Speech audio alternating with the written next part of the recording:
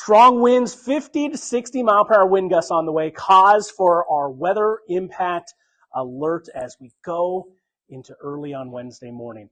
There are some headlines across the northern part of the state, but the entire state is going to be dealing with 50 to 60 mile per hour wind gusts.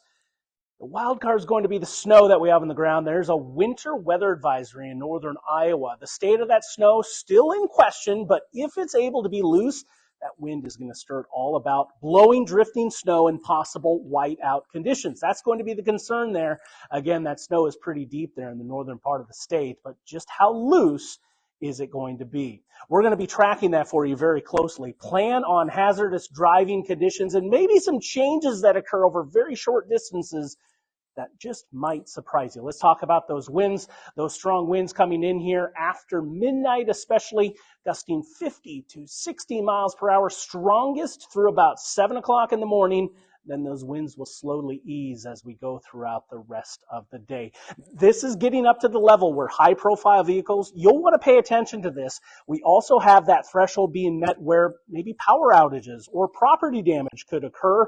Batten down the hatches, secure those loose items, the trash can if it's trash day, maybe don't put it down there by the side of the road. It's just going to be that windy. Of course, we'll track those conditions over northern Iowa early on Wednesday morning, but potentially we could see a lot of blowing snow and whiteout conditions.